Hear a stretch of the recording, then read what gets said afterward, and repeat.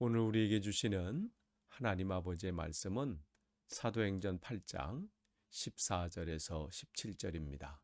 사도행전 8장 14절에서 17절 말씀 봉독에 올리겠습니다. 예루살렘에 있는 사도들이 사마리아도 하나님의 말씀을 받았다함을 듣고 베드로와 요한을 보내매 그들이 내려가서 그들을 위하여 성령 받기를 기도하니 이는 아직 한 사람에게도 성령 내리신 일이 없고 오직 주 예수의 이름으로 세례만 받을 뿐이더라. 이에 두 사도가 그들에게 안수하며 성령을 받는지라. 아멘. 다시 한번 오늘 새벽 기도에 참석하신 여러분들을 주님의 이름으로 축복합니다. 우리가 계속해서 사도행전 말씀 나누고 있어요. 오늘은 사도행전 8장 14절에서 17절 말씀입니다. 예루살렘 교회에 핍박이 있고 어려움이 생기자 그들은 그 앞에 굴복하거나 타협하거나 무너진 것이 아니라 그 말씀, 자기에게 주신 그 말씀을 멈출 수가 없었어요. 그래서 그 핍박이 오자 흩어져서 각자의 맡은 그 보내심을 받은 그 자리에서 그 말씀을 증거하고 전도하는데 빌립 집사는 사마리아 성에 가서 복음을 증거했지요. 복음을 증거했을 때 놀라운 일들이 나고 귀신이 내어 쫓기고 많은 중풍병자와 걷지 못하는 이들이 일어나는 놀라운 그러한 역사들이 나타났어요. 그로 인해 사마리아 성에 기쁨이 충만했지요. 그런데 그런 것뿐만 아니라 오늘 무슨 일이 일어나요? 성령 충만함을 그들이 받게 돼요. 성령을 받는 놀라운 일들이 일어나게 되지요. 그러니까 그전까지는 그들이 알지 못했던 거예요. 여기 우리가 오늘 여기서 보면 사도들이 사마리아에도 하나님 말씀을 받았다함을 듣고 베드로와 요한을 보내매 그러면서 그들에게 그 베드로와 요한은 자신들에게 부어주신 그 성령의 은혜, 성령의 기름 부으심을 이들에게도 있기를 원하고 기도할 때에 16절에 보면 이는 아직 한 사람에게도 성령 내리신 일이 없고 세례만 받았을 뿐인데 두 사도가 그들에게 안수함에 성령을 받는지라. 그러니까 그 전까지는 생각도 못했던 그러한 일들이 일어난 거죠. 그 전까지는 그냥 이 땅의 삶이 전부고 또 이 땅에서 그냥 열심히 예배하고 뭐 이런 것이 전부인 줄 알았는데 성령의 그 충만한 은혜가 있다는 것을 비로소 깨닫게 되죠. 그러면 성령께서 우리가 성령을 받아야 되는 이유가 뭐냐? 그 이유를 우리가 살펴볼 필요 있어요. 만약 그런 것이 아니라면 굳이 이 사도들이 내려와서 그들에게 성령 충만함으로 받기를 기도할 이유가 없고 또 그 간구한다고 하나님께서 응답하실 이유가 없잖아요. 필요가 없다면 응답하지 않으실 거 아니에요. 그런데 그들이 간구하고 그 간구했을 때, 기도했을 때 주님께서는 그들에게 그 응답하심으로 채워주셨단 말이에요. 그렇다면 그 교회가 그 사명을 감당하려면 또 그 성도가 맡겨준 사명을 감당하려면 그 성령의 은혜가 그 충만함이 필요하다는 말씀이에요. 주님께서는 우리의 모든 것을 아시기 때문에 뭐 그냥 우리가 뭐 조른다고 해서 뭐 갈망한다고 해서 주시는 것이 아니라 필요한 것 그래서 주시는 거거든요. 근데 거기 그렇게 주신 것을 보면 마찬가지 우리도 갈망해야 돼요. 우리도 날마다 그것을 소원해야 됩니다. 왜냐하면 그것이 있어야 맡겨준 사명을 감당할 수 있어요. 여기 보면 그 성령께서 임했을 때 무슨 일이 일어났냐면 여러분 사도 바울이 이 사울이 바울이 될 때 그가 어떤 사람이었나요? 스데반 집사를 돌로 치는데 함께 있었던 사람이에요. 그리고 예수를 그리스도로 고백하는 사람이 있다는 소문만 들으면 그쪽으로서 그냥 어떻게든 그들을 다 찾아내서 감옥에 가두는 일을 앞장서서 했던 사람이 누구예요? 바울이잖아요. 그런데 그런 사람이 자기만의 확고한 그러한 원칙, 하나님을 섬기는 것에 대한 확고한 원칙이 있고 또 변하지 않고 확실한 믿음을 가지고 있는 이 사울이 어떻게 이렇게 변화가 돼서 우리가 아는 사도 바울로 그 사명을 감당할 수 있었습니까? 무엇이 이 사람이 이 확고한 흔들릴 것 같지 않고 변하지 않을 것 같은 이 사람을 바꿨나요? 또 예수님과 함께 십자가에 달렸던 그 강도가 있잖아요.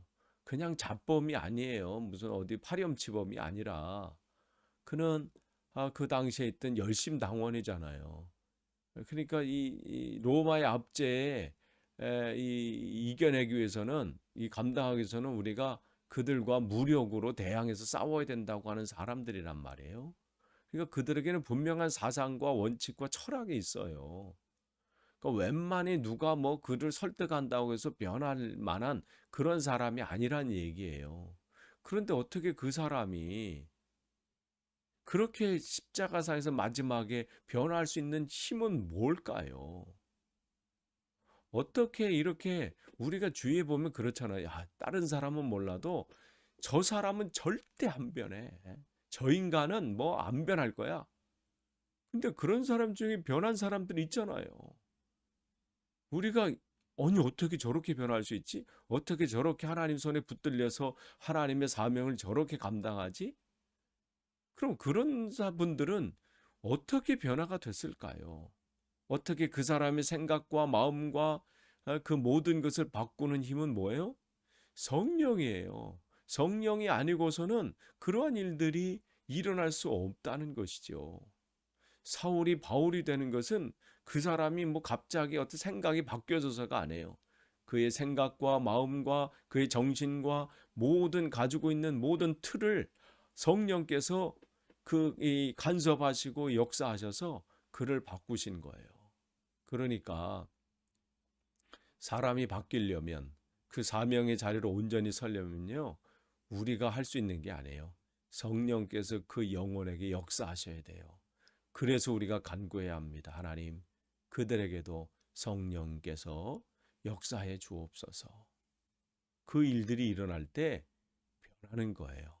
또한 오늘 이렇게 빌립 집사님이 여기 와서 사마리아에 내려와서 복음을 증거했을 때 그 많은 사람들이 그 말씀을 믿고 회개하고 주님을 영접했잖아요.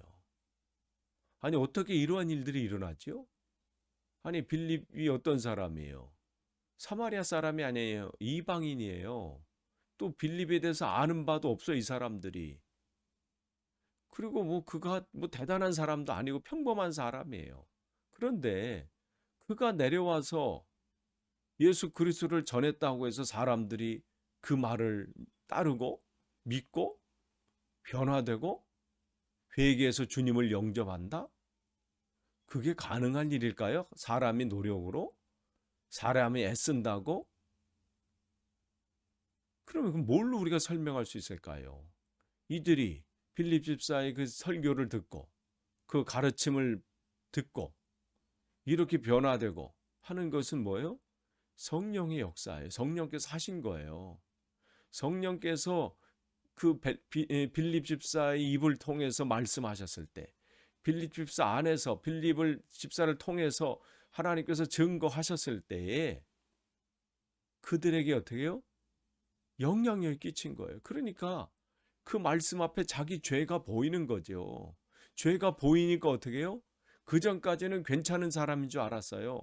그 전까지는 자기들은 그냥 구원받은 그냥 유대인이기 때문에 자기들도 구원받은 자들로 생각했었지요. 그러나 성령께서 빌립 집사를 통해서 말씀하시고 역사하시니까 자기들의 죄가 보이게 되고 자기들이 죄인이라는 것이 깨닫게 되니까 그 말씀 앞에 굴복할 수밖에 없는 거예요. 회개할 수밖에 없는 것이죠. 그러니까 지금 이 사마리아 성에 그러한 역사들이, 그러한 뉘우치는 역사, 회개하는 역사들, 그러한 일들이 나타나게 되는 거지요. 그래서 우리에게 성령이 필요한 겁니다. 그래서 주님께서 제자들에게 다른 거 하지 말고 성령을 기다리라, 그렇게 말씀을 하신 것이죠. 여러분이 죄인임을 깨닫고 주님 앞에 회개하면서 주님 앞에 여러분의 모든 삶을 내려놓고 주님께 바라보시고 계십니까? 그것은 바로 여러분이 하신 게 아니에요. 성령께서 여러분을 바꾸신 거예요. 그래서 그런 은혜가, 성령의 은혜가 있는 겁니다. 또한 우리 힘으로 우리가 죄인임을 깨달았어요. 그래서 우리 힘으로 할 수 없음을 고백하고 우리 힘으로 구원받을 수 없음을, 우리는 주님의 은혜가 필요하고 또 구원이 필요한 존재임을 깨닫고 주님께로 돌아섰어요. 그런데 그렇게 해서 우리가 한 걸음 한 걸음 나아가는 것이 우리 힘으로 되나요? 안 되잖아요. 그러니까 우리가 죄인임을 깨닫게 하시고 또 우리의 마음과 생각을 바꾸시고, 그래서 주님을 바라보게 하신 것도 성령이지만, 그 성령께서 또 하시는 일이 있어요. 또 하시는 일이 뭐냐면 우리를 날마다 주님의 그리스도의 장성한 분량으로 한 걸음 한 걸음 더 자라나게 하는 것도 성령께서 오늘 우리에게 하시는 일이십니다.